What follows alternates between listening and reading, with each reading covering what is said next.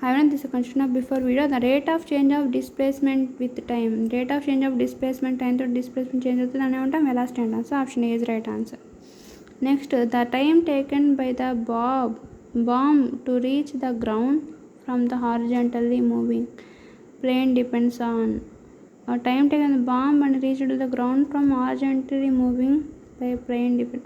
హార్జెంటల్గా move అవుతున్న plane నుంచి bomb కింద జారడానికి ఆ మూమెంట్ని ఏమంటాం? Height of the jet plane. అంటే ఆ బాంబ్ అనేది ఏ విధంగా మూవ్ అవుతుంది? గ్రౌండ్కి మూవ్ అవుతున్న జెట్ ప్లేన్ నుంచి ఆ జెట్ ప్లేన్ భూమికి ఎంత హైట్ ఉందో దాని మీద ఆ బాంబ్ యొక్క మోషన్ బేస్ అయి ఉంటుంది అనమాట. So height of the jet plane మీద ఆ బాంబ్ మూవింగ్ మోషన్ బేస్ అయి ఉంటుంది. Next, the stone is projected vertically up with velocity u on the top of the tower reaches to the ground with velocity 2u. The height of the tower is okay. ఒక స్టోన్ని వర్టికల్గా వేసినప్పుడు అప్వర్డ్కి వేసినప్పుడు దాని యొక్క velocity యూగా ఉంది, initial velocity. అయితే top of the tower is ground to the tower దాటి మళ్ళీ గ్రౌండ్కి వచ్చినప్పుడు దాని యొక్క వెలాసిటీ ఎలా ఉంది? 2uగా ఉంది. అయితే హైట్ ఆఫ్ ద టవర్, అయితే ఆ టవర్ ఎంత హైట్లో ఉంది అంటే 3u²/2g. Okay. Next, the numerical ratio of average velocity to average speed. Average వెలాసిటీకి యావరేజ్ స్పీడ్కి న్యూమరికల్ రేషియో ఎంత? Always equal to 1 and 1, always less than the 1, always greater than the 1, equal to or less than 1. ఏది average వెలాసిటీకి average స్పీడ్కి numerical ratio ఎలా ఉంటుందంటే equal to or less than 1, 1 కన్నా తక్కువగా లేకపోతే ఈక్వల్గా సమానంగా ఉంటుందన్నమాట. Next, the stone dropped from height covers 25 meters in the last second and its fault time is fall. Next, stone dropped from the height covers 25.5 meters in the last second of its fall. ఒక స్టోన్ని బయట నుంచి విసిరినప్పుడు ఆ 24.5 meters cover డిస్టెన్స్ని last సెకండ్లో అంత డిస్టెన్స్ని cover చేసిందనమాట. అయితే ఆ falling ఎంత టైం, ఆ డిస్టెన్స్ కవర్ చేయడానికి అది ఎంత టైం తీసుకుంది అనేది చూసుకోవాలి. అది 3 seconds టైం తీసుకుంది. The last second 3 seconds time తీసుకుంది. ఓకే, అది ఎలానో నాకు అర్థం కాదు, నెక్స్ట్ చెప్తాను. Next, the train of the length 180 meters is moving the constant speed 6 meters per second. అయితే time taken the train to cross the railway signals. Okay, ఒక train యొక్క లెంత్ ఎంత అంటే 180 meters అనుకుంటే అది కాన్స్టెంట్ స్పీడ్తో ట్రావెల్ అయింది. దాని యొక్క కాన్స్టెంట్ స్పీడ్తో ట్రావెల్ అయినప్పుడు దాని యొక్క స్పీడ్ ఎంత అంట 16 meters per second. అయితే ఆ టైం రైల్వే స్టేషన్ సిగ్నల్ని క్రాస్ అవ్వడానికి ఎంత టైం పడుతుంది అని చెప్పారనమాట. స్పీడ్కి ఎంత, డిస్టెన్స్ బై టైం కదా. సో 60 meters per second అయితే డిస్టెన్స్ ఎంత 180 meters టైం ఇన్ టైం. ఇది ఇటువైపు వెళ్తే ఇది కిందకు వస్తుంది. So t equal to 180 meters by 6 meters per second. 618లో 30 times 30 meters 30 seconds time తీసుకుంటుంది. టైం మీటర్ క్యాన్సిల్ అయిపోతుంది కదా. So option 30. So 30 seconds time తీసుకుంటుంది రైల్వే సిగ్నల్స్ దాటడానికి. So option B is right answer. Okay. Next, the formula of S equal to T plus half weight is equal to the letter A stands for acceleration. So option B is right answer. Okay. Next, the motion of a object depends on body of option motion దేని మీద depends on nature of the particle observer అంటే చాలా పండ గుర్తు. Option BC is right answer. Next, the formula of V equal to T plus U plus AT. The letter U stands for initial velocity. So option A is right answer. Next, the speed is specified direction is speed specified direction and displacement అంట. So option A is right answer. Okay, sorry, speed specified direction అంటే velocity అంటాం. So option D is right answer. Next, when the velocity is constant, the motion is said to be velocity constant, motion is said to be uniform. So option A is right answer. The negative acceleration is called deceleration. Option C is right answer. Next, the direction of velocity and acceleration are opposite directions. The speed of the object is velocity acceleration రెండు opposite డైరెక్షన్లో ఉంటే the speed of a body is decreases. మనం చెప్పుకున్నాం కదా ఇంతకుముందు లెసన్లో velocity acceleration అనేది opposite డైరెక్షన్లో ఉంటే the speed of a body అనేది డిక్రీజ్ అవుతుంది. Next u and v are the respective initial and final velocities of an object. Acceleration a is a equal to okay u and v అనేది initial final velocity ఉంటే a అంతే అవుతుంది. a acceleration అనేది final velocity minus initial velocity by 2 కదా, v minus u by t. So option T is B is right answer. Time taking కదా, changing velocity by time taking కాబట్టి change కాబట్టి minus కాబట్టి v minus u by t.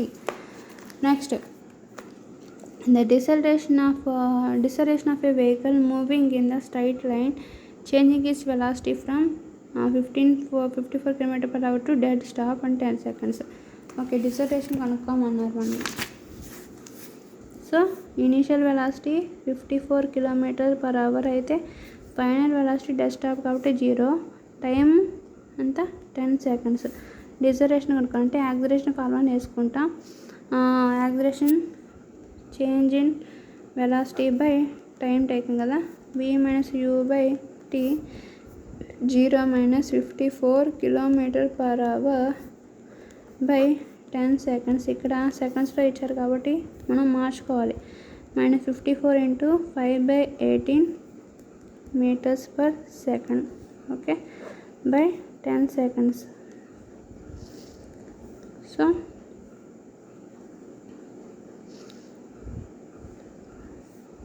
Okay, 54 minus 54 into 5/18 10 పైకి తీసుకెళ్దాం 1/10 m/s² అవుతుంది.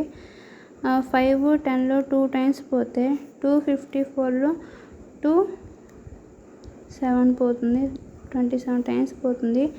అదే 3 table 27లో 9 times పోతే 6 times పోతుంది. 3 టేబుల్ 3 టైమ్స్ 2 టైమ్స్ పోతుంది. ఓకే, సో 3/2 అంటే ఎంత,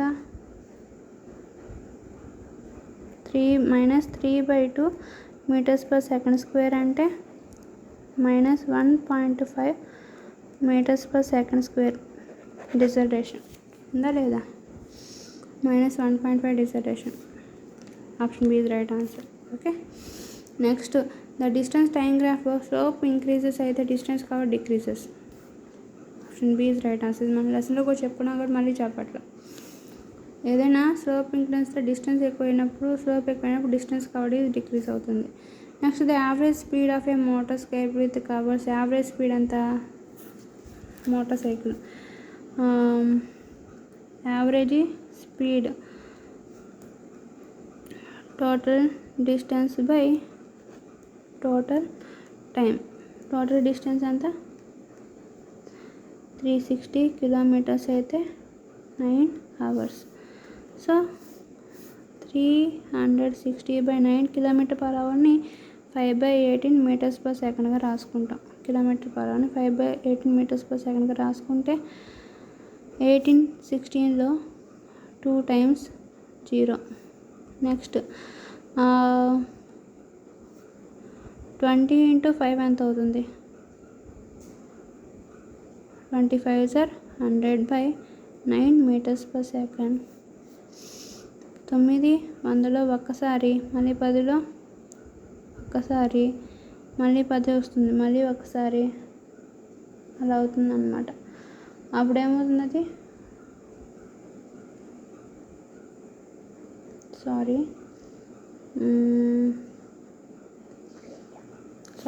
average speed of a motorcycle with covers 360 km/h. Average speed అడిగారు. Total distance by time taken by time 9 hours travel అయింది. ఓకే, 9 360 ఎన్నిసార్లు పోతుంది? ఇది డైరెక్ట్గా కన్సిడర్ చేద్దాం.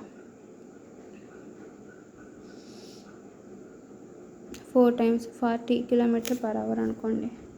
ఓకే, ఇక్కడ మీటర్ పర్ సెకండ్స్లో కన్వర్ట్ చేయక్కర్లేదు. 40 km/h ఆన్సర్ వచ్చేసింది డైరెక్ట్గా 40 km/h.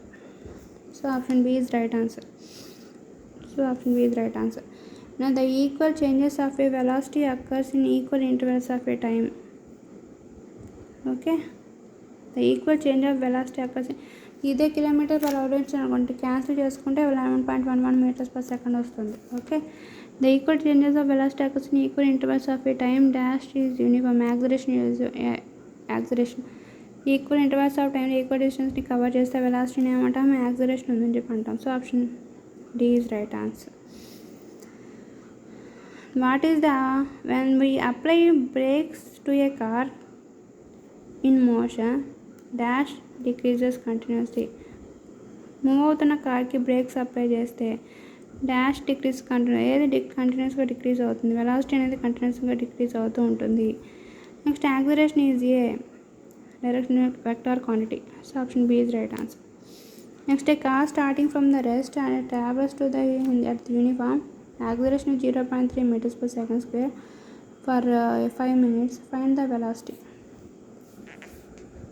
యాక్సిలరేషన్ ఇచ్చారు 0.3 m/s² అని, టైం 5 minutes ఇచ్చారు. అయితే వెలాసిటీ ఎంత కనుక్కోమన్నారు? అయితే starting from the rest initial velocity 0, final velocity car starting from the rest and travels with uniform acceleration. Okay, uniform acceleration find the velocity ఎంత అండి? b² - u² = 2as అనుకుంటే time ఇచ్చారు కదా 5 minutes అని.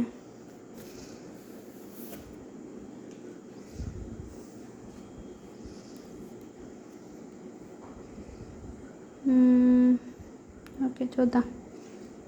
v² - u² అంటే 0నే కదా. 2 0.3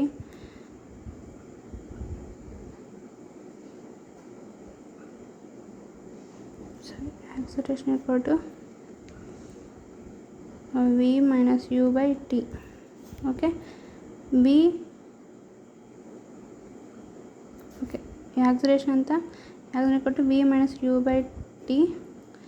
v 0.3 m/s². v - u 0 కాబట్టి మనకు అక్కర్లేదు. 5 minutes. v = 0.3 m/s² into 5 minutes. 0.3ని మనం 3 × 10⁻⁻1గా రాసుకోవచ్చు. సారీ, నేను క్లియర్గా రాస్తాను. a = v - u/t. Acceleration 0.3 m/s². v మనకి ఎంత కొనుక్కోవాలి? u 0, టైం వచ్చి 5 minutes వచ్చింది. సో 0.3ని 10⁻⁻1 m/s²గా రాసుకోవచ్చు. సో v/5 minutes ఉంటాయి. 5 minutes. సో 3 10⁻⁹ రాసుకుంటే m/s² అనుకుంటే ఇంటూ 5 minutes. మినిట్స్ని 60 secondsలోకి కన్వర్ట్ చేసుకోవచ్చు ఇంటూ v. ఓకే, ఇది ఇటు న్యూమరేటర్లోకి వెళ్ళింది. సో 10 60లో 6 టైం క్యాల్ అవుతుంది. 3 × 5 × 6 30 m/s² నుంచి ఒక సెకండ్ క్యాన్సిల్ m/s² v. సో v = 3 × 30 90 m/s² velocity. I think ఉందా ఆన్సర్? సో ఉంది. Option B is right answer. Okay, కరెక్ట్గానే చేసాం మనం. Next, object started from the rest and travels at 4 m/s² with acceleration second² is acceleration. The distance traveled by in 4 seconds in okay. Next, object started from the rest.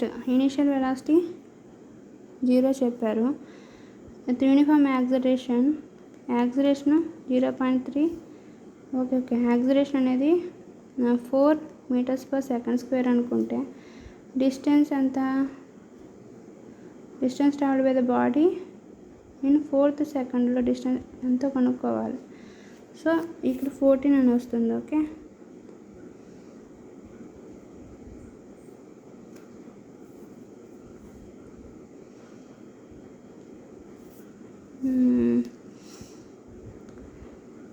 v square minus u square equal to 2as అనుకుంటే initial velocity 0, మనకి final velocity అనేది తెలియదు.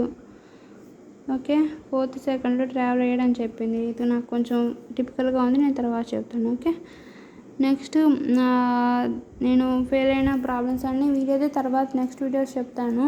ఒకవేళ నాకు వేరే schedule next start చేసినట్టయితే వాటికి నేను సొల్యూషన్స్ చెప్పకపోవచ్చు. ఓకే, మీకు ఏమైనా తెలుసుంటే వాటి సొల్యూషన్స్ నాకు మెసేజ్ చేయండి, నాకు కామెంట్ చేయండి. Okay, this is not and equation of motion. వీటిలో ఏది ఈక్వేషన్ ఆఫ్ మోషన్ కాదు. v equal to ut plus half at square, v square minus u square equal to as, f equal to m. ఇది force లెసన్కి సంబంధించి ఇది equation of motion equation కాదు. So option C is right answer. Next the car stopped 20 seconds after applying brakes. Deceleration of brake is 1.5 meters per second. Initial velocity of a car is. ఒక car అనేది breaks apply చేసిన తర్వాత అంటే ఆగిందనమాట. ఎంతసేపటికి ఆగింది? Breaks apply stop time ఎంత? 20 seconds ఇచ్చాడు. 20 seconds తర్వాత ఆగిందనమాట బ్రేక్స్ అప్లై చేసిన తర్వాత. అయితే యాక్సిలరేషన్ ఎంత, డిసెలేరేషన్ ఎంత? 1.5 meters per second square. Deceleration అప్పుడు నెగిటివ్ సైన్లో ఉంటుంది. అయితే ఇనీషియల్ వెలాసిటీ u ఎంత? ఓకే, టైం ఎంత ఇచ్చారు? The car stopped 20 seconds after applying a brakes. Deceleration is and initial velocity of a car is. Deceleration acceleration a equal to v minus u by t. v ఎంతో తెలియదు మనకి.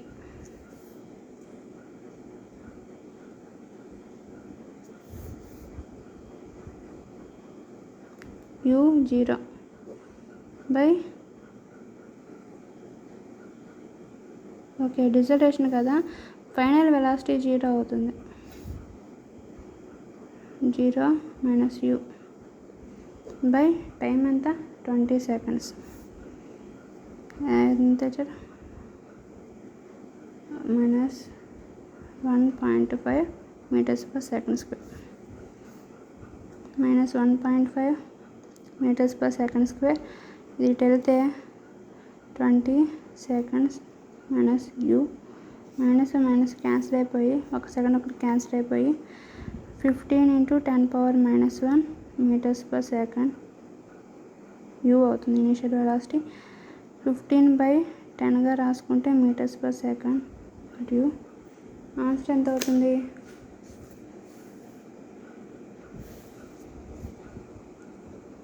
5 table 2 times 3 times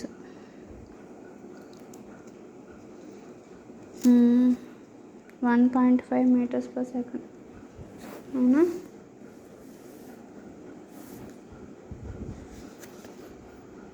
thirty meters per second అంట. చూద్దాం. Okay 20 ఉంది కదా, నేను 20ని count చేయలేదు. Okay, నేను మళ్ళీ ఫ్రెష్గా రాస్తాను ఒక నిమిషం. So a equal to v minus u by t కదా. a minus 1.5 meters per second square. Final velocity తెలీదు 0. ఇనిషియల్ వెలాసిటీ ఫైండ్ అవుట్ చేయాలి. టైం అనేది 20 seconds అయ్యింది. అయితే మైనస్ 15ని 10⁻⁻1గా 1.5ని 10⁻⁻1గా రాసుకొని మీటర్స్ పర్ సెకండ్ స్క్వేర్ రాసుకున్నాను. Minus 2/20 seconds. అయితే 1.15/10 × meters per second square into 20 పైకి వెళ్తే న్యూమినేటర్లోకి వెళ్తే 20 seconds. 1 second క్యాన్సిల్ అయిపోయి మైనస్ u మిగులు మైనస్ క్యాన్సిల్ అయిపోయి 20 10లో 2 times అయింది. 10 20లో 2 times అంటే 15 to 2 30 meters per second initial velocity. అదే కదా మనకు వచ్చింది 30 meters per second initial velocity. Option D is right answer.